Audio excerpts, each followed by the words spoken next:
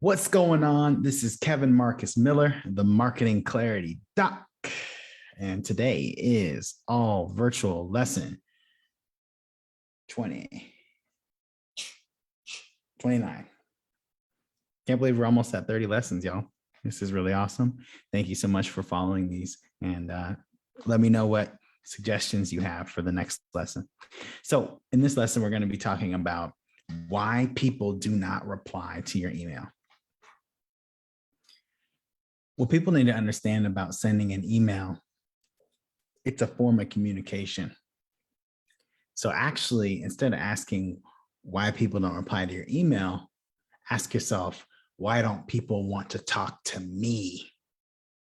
What am I communicating that says, no, I don't really want to talk to you further? Here's what I see a lot of. I see a lot of people assuming that people want your offer before they have ever engaged or complimented or provided value. And so the easiest way to break through that barrier and to be a differentiator is very simple. It's to not send emails the same way your competitors do. Here's what you should do instead. Take a look at this. The first thing you're going to notice that before I ever talk anything about myself, I write a personalized first line about them right out the gate. I don't say anything about me, what I'm doing, why I message, nothing. So it's the equivalent of being in the mall, right? And you walk up to somebody and you say, hey, I really love those shoes. Are those shoes at the Nordstrom at this mall? Can I go get those? Notice that when you engage in a conversation in that way, the results are a lot better in person. Email is no different.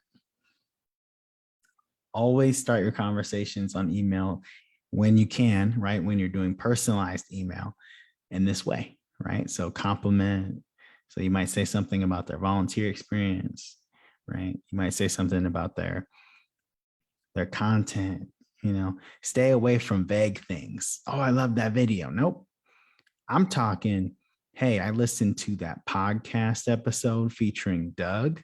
When you said money is blank, I felt that. That's the level at which it's required for this to work properly. Okay. Then what you want to do is ask them a really specific question.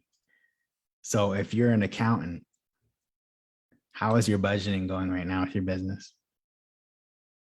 If you're an insurance broker, have you looked at all of the risks associated with your business? Are you protected with your business, right? So you want to ask a question that aligns with your offer.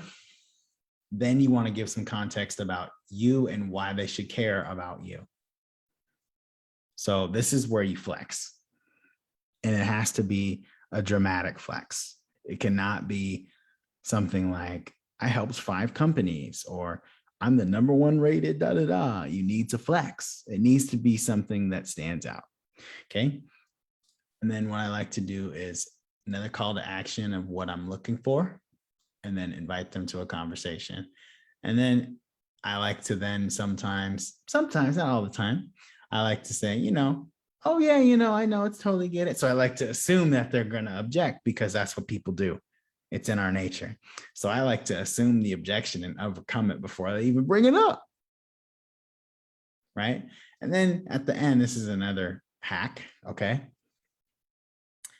In the PS line, say something specific that you can never say to someone else. So let's say one of their clients' names is G Clothing. You might say something like, I actually wrote this email. It's not automated. Would love to help you bring on more awesome clients like G Clothing. Then they're going to be like, wait a minute. How did this guy know that G Clothing is my client? He must have did research on me. That's the kind of questions you want them asking while they're reading your email. The email is not to sell anybody. The email is just to get enough curiosity to get them on the phone. So that's the approach I take when it comes to emailing leads, cold leads, warm leads, right? This is a great approach, great email hack, and I use it very often. All righty. Thank you so much for tuning in today. I hope you'll have a wonderful day.